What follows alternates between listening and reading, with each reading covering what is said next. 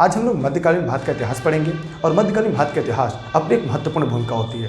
जब हम अपने सामान्य अध्ययन की सीरीज में आगे बढ़ते हैं तो यह सीरीज आपके लिए उतना ही महत्वपूर्ण हो जाता है जितना कि आपका सिलेक्शन। तो चलिए एक एक करके इसके बारे में जानते हैं।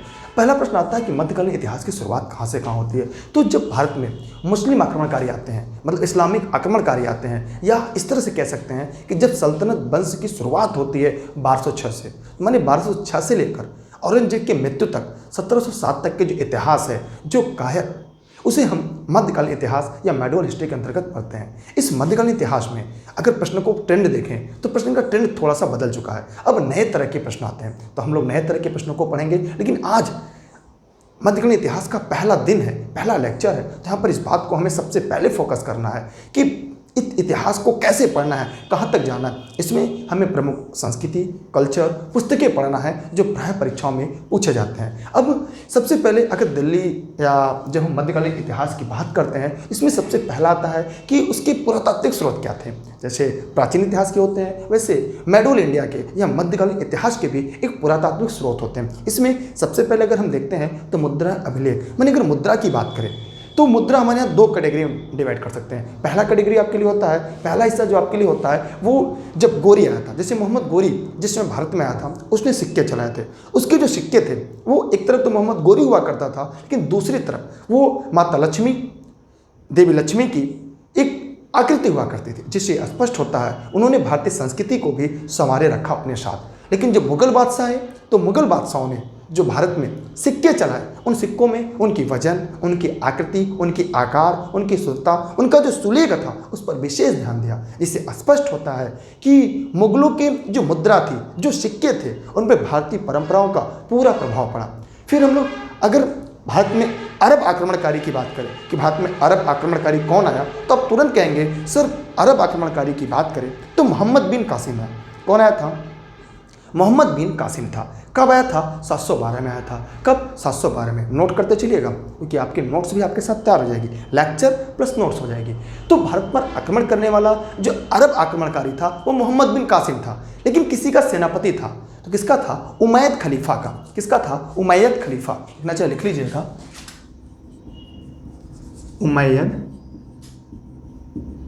उमैयद खलीफा का सेनापति था। क्या था? का सेनापति था। कौन था? मोहम्मद बिन कासिम। मोहम्मद बिन कासिम। इसने भारत पर हमला कब किया था? हमला की बात किया जाए तो इसका हमला कब हुआ था? जरा कोई बताएगा कमेंट करके। ये लाइव चल रही है आपके लिए।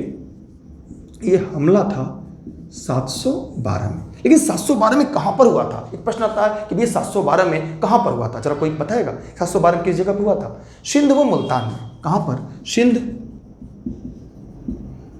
व मुल्तान में। माने जो ये हमला हुआ था सिंध और मुल्तान पर यह हमला हुआ था। अगर हम सिंध और मुल्तान की अगर हम बात करें कि सर हाँ ये हमला सिंध पर हुआ था, ये हमला मुल्तान पर हुआ था, तो उस समय वहाँ का शासक कौन था? हिंदू शाही वंश का शासक कौन था? दाहिर था। शासक कौन था? दाहिर था। अगर हम शासक की बात करते हैं तो शासक क्या था? दाहिर। शासक उस समय कौन था? दाहिर थे। यहाँ के शासक कौन थे? दाहिर थे। तो मतलब हमने यहाँ पे देखा कि उनकी राजधानी क्या थी? उदय भांडपुर थी। इनकी राजधानी क्या थी? उदय भांडपुर थी। फिर हम लोग आगे करके चलेंगे तो इसके आगे हम लोग देखेंगे कि जब अरब आक्रमणकारी भारत में आते हैं, ठीक है, तो उस समय भारत में इसका प्रभाव क्या पड़ता है? माने आक्रमण भारत में करते हैं, इसका प्रभाव क्या पड़ता है? तो इसका प्रभाव होता है कि यहाँ पर दर्शन शास्त्र, नक्षत्र विज्ञान, गणित आदि की शिक्षा जो होती है भारत में शुरू होती है। माने जब अरब आक्रमणकारी है तो उन्होंने भारत में क्या क्या लाया? वो दर्शन शास्त्र, नक्षत्र विज्ञान, गणित आदि की शिक्षा भी अपने साथ लेकर आए थे। अरब विद्वान की बात करें तो भारत में ब्रह्मगुप्त का जो ब्रह्म सिद्धांत, जी हाँ, ब्रह्मगुप्त का ब्रह्म सिद्धांत जो था, तथा खंड खाड्य, अगर खंड खाड्य की बात करें, खंडन खड्ड खाड्य, ये भारतीय विद्वानों की सहायता से अल्फ जारी ने जो अरबी में जो पुस्तक था इसका खलीफा मंजूर के समय अनुवाद कराया गया। तो यहाँ पर हमने देखा कि कई किताबें भारत में मिलती हैं, जैसे अल्फ जारी की किताब उल जिज है, ठीक, चरक संहिता, जी हाँ चरक संहिता, पंचतंत्र, इन पर अरबी अनुवाद किया गया। किसकी? चरक संहिता का, पंचतंत्र ग्रंथ का। ठीक है, अगर पूछा जाए कि जो पंचतंत्र था उसका अरबी में जब अनुवाद हुआ तो उसका नाम क्या था, कोई बता सकता है? कलीला वादिमना। जी हाँ, कलीला वादिमना। लिखना चाहे लिख लेगा, हाँ लिख लीजिएगा। कलीला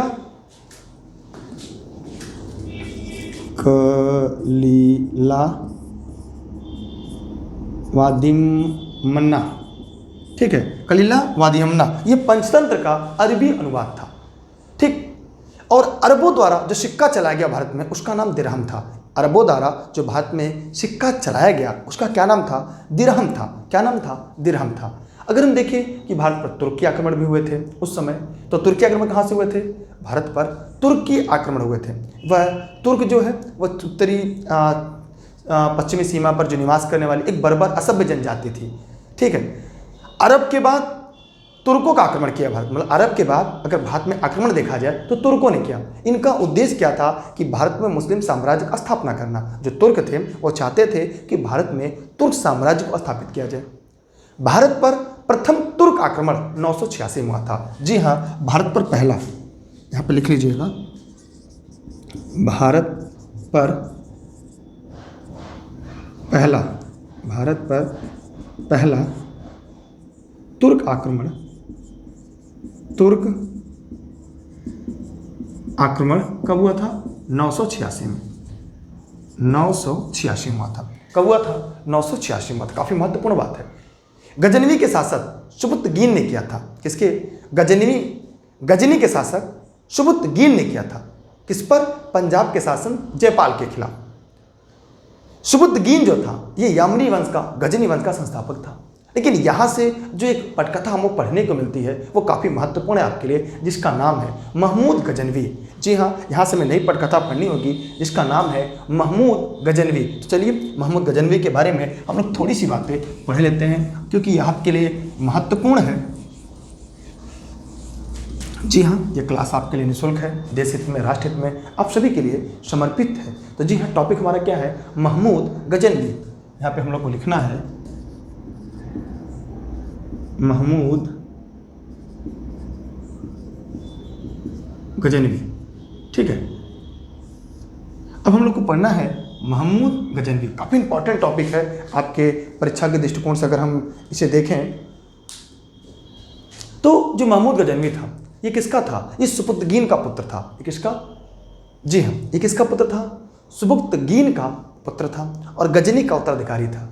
ये 997 के बाद शासक बना था। लेकिन अगर ये देखा जाए इसका इतिहास में, भारतीय इतिहास में बहुत ही गहरा संबंध है। ये 1001 से लेकर 1027 तक, यह महमूद गजनवी 1001 से लेकर 1027 तक, इतने के बीच ये भारत में, किसमें?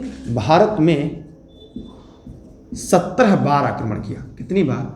17 बार आक्रमण किया। कितनी बार? 17 बार आक्रमण किया। काफी महत्वपूर्ण बात है आपके लिए। कितनी बार आक्रमण किया इसने? 17 बार आक्रमण किया। किसने? महमूद गजनवी ने। ठीक, अगर महमूद गजनवी की बात करें, इसके आक्रमण की बात किया जाए कि कितनी बार आक्रमण किया, तो 17 बार। इसका उद्देश्य क्या था कि भारत में धन लूटना, माने भारत से धन लूट कर ले जाना और इस धन को कहां पर? मध्य एशिया में एक बड़ी साम्राज्य को बनाना। किसका उद्देश्य था? महमूद गजनवी का। 1025 में महमूद गजनवी ने सोमनाथ मंदिर पर आक्रमण किया जहां भारी मात्रा में धन लूटा। बहुत ही महत्वपूर्ण है 1025, कभी कभी 25-26 मिल जाता है। 1025, कहीं कहीं किसी किताबों में 1026 भी मिल जाता है। 1026, लेकिन सही आपका ये है। मैं क्या कि सोमनाथ मंदिर ये कहाँ पर है? ये गुजरात में है। कहाँ पर है? ये गुजरात में। जो सबसे बड़ा लूट था इसका देखा जाए सबसे बड़ा लूट था। कौन सा मंदिर था? शिव मंदिर था। इस शिव मंदिर को लूट कर खजाना कहाँ ले जाता है? अपने मध्य एशिया में ले जाता है। महमूद गजनवी को भारतीय इतिहास में बुद्ध कीसन या मूर्ति भंजक के नाम से जानते हैं। इसे बुद्ध शीकन, इसे उपनाम है इसका बुद्ध शीकन का मतलब होता है, इसका क्या नाम है? बुद्ध शीकन। तो बुत शिकन मतलब होता है मूर्ति भंजक के नाम से जाना जाता है। किसे? भारतीय इतिहास में। किसको? महमूद गजनवी को। महमूद गजनवी के अगर दरबारी की बात किया जाए, इसके प्रमुख दरबारी कौन थे? अलबरूनी और फिरदौसी थे। कौन कौन? अलबरूनी थे, फिरदौसी थे तथा बायहाकी भी थे। अलबरूनी पुराणों का अध्ययन करने वाला पहला मुस्लिम विद्वान था। अलबरूनी जो था ये पुराणों का अध्ययन करने वाला पहला मुस्लिम विद्वान था। महमूद गजनवी पहला शासक था जिसे सुल्तान की उपाधि मिली थी। महमूद गजनवी ऐसा पहला शासक था जिसे सुल्तान की उपाधि धारण की थी। अगर जो इसके बाद हम लोग क्या पढ़ेंगे, एक एक करके अगले तरफ बढ़ेंगे। अब यहाँ से एक छोटा सा टॉपिक पढ़ना है, मोहम्मद गोरी। क्या पढ़ना है? मोहम्मद गोरी। तो आज हम लोग मोहम्मद गोरी को पढ़ लेते हैं क्योंकि यह भी टॉपिक आपकी परीक्षा के लिए महत्वपूर्ण है। चलिए हेडिंग बनाते हैं, इसको इरेज करते हैं, इसके नीचे लिखते चले। हाँ, मोहम्मद गोरी। गजनवी हो गया, पहले गजनवी आता है फिर गोरी आता है। गजनवी बड़ा है तो गजनवी पहले आता है, गजनवी, और गोरी छोटा है, इसलिए याद करने में आसान रहेगा। इसको इरेज कर देना है ना। वैसे भी आप लोगों को साफ नहीं दिख रहा होगा लेकिन लेक्चर तो सुनाई दे रहा होगा ना। मेन लेक्चर है जो आप मेरे द्वारा पढ़ते हैं। चलिए अब हम लोग को पढ़ना है, महमूद गजनवी हो चुका है। अब हम लोग अगला टॉपिक पढ़ेंगे। अगला है मोहम्मद गोरी। हम लोग को पढ़ना है मोहम्मद गोरी। ये तो हमारा हो चुका है, लेकिन अब हम लोग को जो पढ़ना है वो क्या पढ़ना है? मोहम्मद गोरी। मोहम्मद गोरी, इसका नाम था मौजुद्दीन मोहम्मद गोरी। ये किस वंश का शासक था? ये गौर वंश का शासक था। किस वंश का? ये गौर वंश का शासक था। ये गजनी के अधीन था। और देखा जाए तो मोहम्मद गोरी ने भारत पर पहला आक्रमण 1175 में मुल्तान पे किया। इसका भारत पर जो पहला आक्रमण था वो कहाँ पर था? जी, मुल्तान में था। इसका पहला आक्रमण भारत पर पहला आक्रमण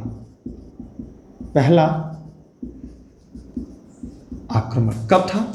दिख रहा है ना, 1175 में। कहाँ पर? मुल्तान में। माने मोहम्मद गोरी का पहला हमला 1175 में था। और इसका उद्देश्य क्या था? भारत में मुस्लिम साम्राज्य की स्थापना करना। किस चीज़ की? मुस्लिम जो साम्राज्य है इसकी स्थापना करना। मोहम्मद गोरी पर जब हमला किया, किस समय? भारत में पहला हमला कब? 1175 में।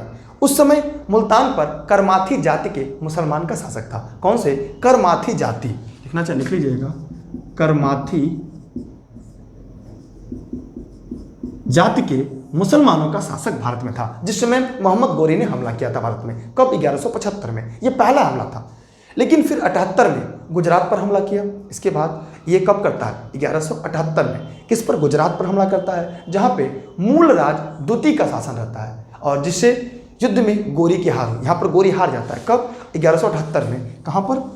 1178 में। कहाँ पर हमला करता है? गुजरात में। कहाँ पर? ये गुजरात पर आक्रमण करता है। किसमें? मूल राज द्वितीय में। किससे होता है? मूल राज द्वितीय। कहाँ पर थे? ये गुजरात में। यहाँ पर गोरी हार जाता है। यहाँ पर गोरी क्या होती है? हार होती है। और ये चालुक्य वंश का था। ये किस वंश का शासक था? ये चालुक्य वंश का था।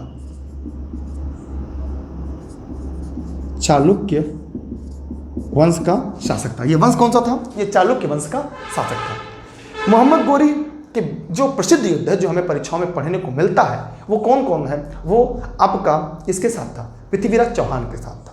कहाँ पर? तराइन में युद्ध हुआ। कहाँ पर? तराइन में युद्ध हुआ था। जी हाँ, कहाँ कहाँ? यहाँ पर लिख लीजिएगा, तराइन का युद्ध। तराइन का युद्ध।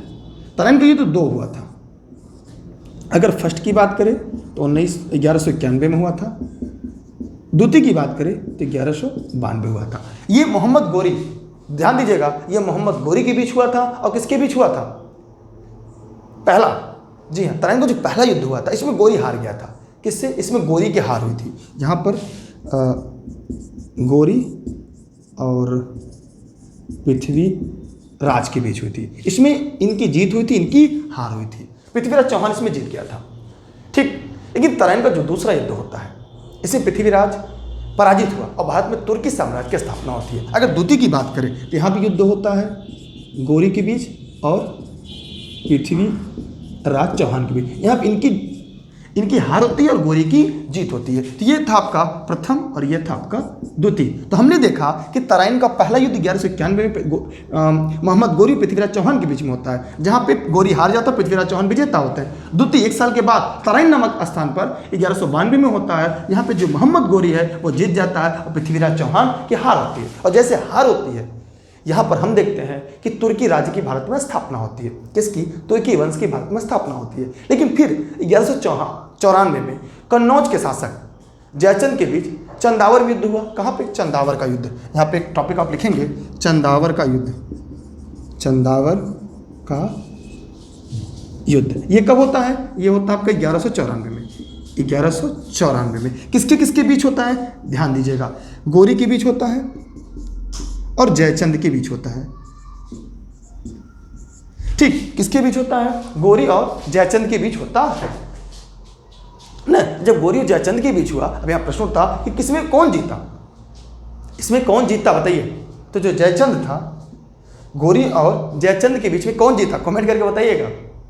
चंदावर के युद्ध में जयचंद पराजित हुआ और फिर मोहम्मद गोरी यहाँ पे विजेता होता है। ठीक, फिर आगे देखते हैं कि कन्नौज, यहाँ पर कन्नौज विजय के बाद गोरी ने सिक्कों का प्रचलन कराया। एक तरफ लक्ष्मी देवी का आकृति थी, शुरुआत में मैंने बताया, दूसरी तरफ देवनागरी लिपि में मोहम्मद बिन साम अंकित था।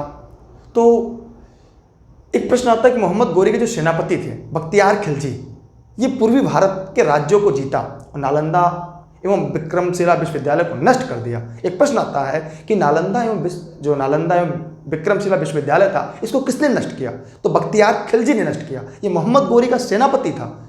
ठीक है, अभी आगे हम लोग पढ़ेंगे, इसकी किताबें जला दी गई थी नालंदा की। 40 दिनों तक लगातार किताबें जलती रही। सोचिए, इतनी किताबें रहा करती थी।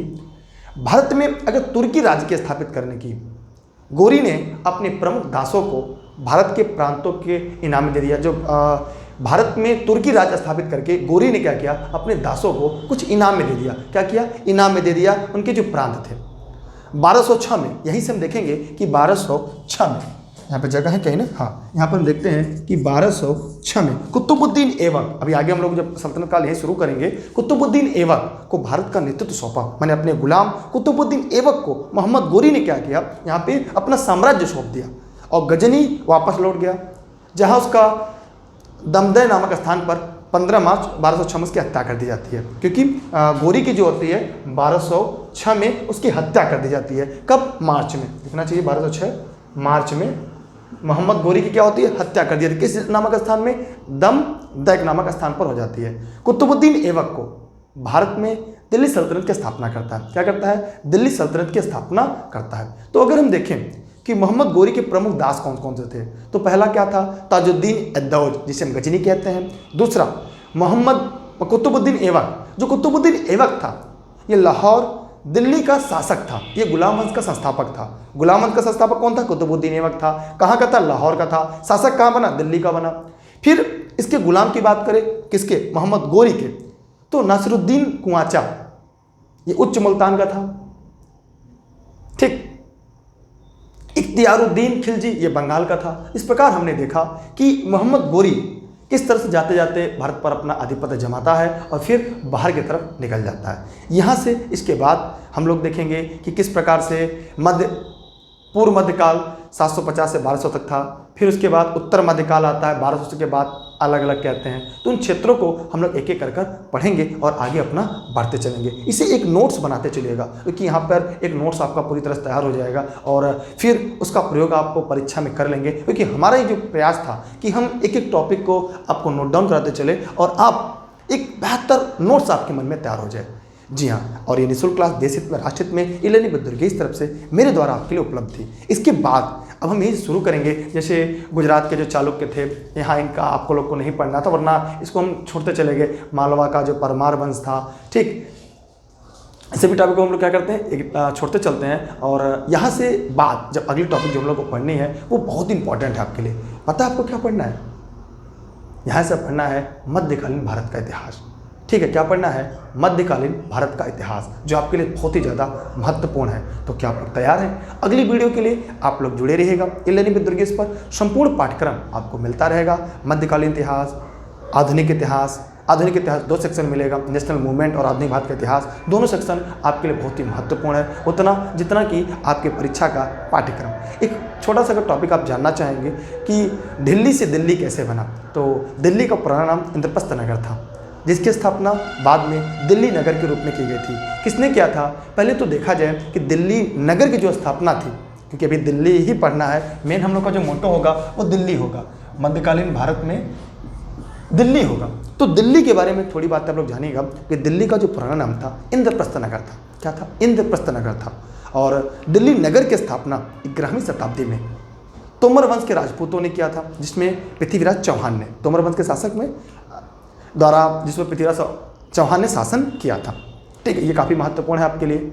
फिर दिल्ली सल्तनत की स्थापना से लेकर 1857 के विद्रोह तक 600 तक ये मुस्लिम शासक में नियंत्रण रहा। माने अगर 1857 के विद्रोह देखा जाए तो 1200 से लेकर 1800 मतलब लगभग 600 साल तक ये मुस्लिम शासकों के नियंत्रण में रहा दिल्ली क्रमवार। लेकिन फिर देखते हैं 11 दिसंबर 1911 को कोलकाता से राजधानी परिवर्तित करके दिल्ली लाई जाती है और जॉर्ज पंचम जिसकी घोषणा करते हैं, और नई दिल्ली का पहला प्रयोग 1916 में किया जाता है। ठीक, 1 नवंबर 1956 को दिल्ली को केंद्रशासित प्रदेश भी बना दिया जाता है। कब? 1 नवंबर 56 को, 1 नवंबर 1956 को दिल्ली को एक केंद्रशासित प्रदेश बना दिया जाता है। फिर 1991 में 1991 में एक और काम जुड़ जाता है। इसमें 69वां संविधान संशोधन करके दिल्ली को राष्ट्रीय राजधानी घोषित किया जाता है। क्या कहता है? दिल्ली को राष्ट्रीय राजधानी घोषित कर दिया जाता है। कब?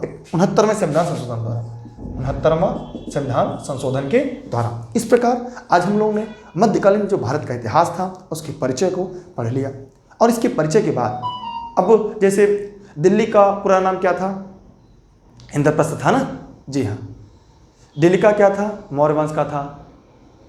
तो इस प्रकार आप लोगों को मुझे लगता है कि सारे कॉन्सेप्ट आपके क्लियर हो चुके होंगे। अगर नहीं है तो कमेंट सेक्शन में कमेंट करके जरूर बताइएगा। इसकी अगली सीरीज आपको जल्द ही मिलेगी। आप सभी साथी अगर अभी तक टेलीग्राम पर नहीं जुड़े हैं तो टेलीग्राम ऐप इंस्टॉल करिएगा, सर्च करिएगा दुर्गेश सर बिना स्पेस के, ई लर्निंग विद दुर्गेश आएगा। उस ई लर्निंग विद दुर्गेश पर आप जुड़ जाएंगे तो आपको सारी चीज़ें आपको क्रमवार मिल जाएंगी। सर्च क्या करना है? दुर्गेश सर बिना स्पेस के ई लर्निंग विद दुर्गेश पर आपको सारी क्लासेज निःशुल्क में PDF सब कुछ मिल जाएगा। साथ ही साथ अगर फेसबुक यूजर हैं तो फेसबुक पे e learning with Durgesh, Instagram e learning with Durgesh पर। जी हाँ, यह क्लास कैसी लगी कमेंट सेक्शन में कमेंट करके जरूर बताइएगा। तब तक हम एक छोटा सा सवाल आपसे पूछते हैं, उस सवाल का जवाब आप लोग जाते जाते जरूर दीजिएगा। जैसे अगर पुस्तकों की बात की जाए, कुछ पुस्तकें ऐसे हैं, शाहनामा। जी हाँ, शाहनामा किसकी रचना है?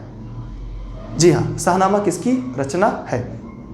कमेंट करके जरूर बताइएगा। तारीख फिरोज शाही जियाउद्दीन बरनी की है, जो फारसी भाषा में थी। ठीक है। ताजुल नासिर हसन निजामी की थी। नूर सिपहर अमीर खुसरो की रचना थी। तारिक उल हिंद ये किसकी थी? ये अलबरूनी की थी, अलबरूनी की थी। जी हाँ, तारिक उल हिंद अलबरूनी की रचना थी, जो अरबी भाषा में थी। ठीक, इसे किताबुल हिंद के नाम से भी जाना जाता है।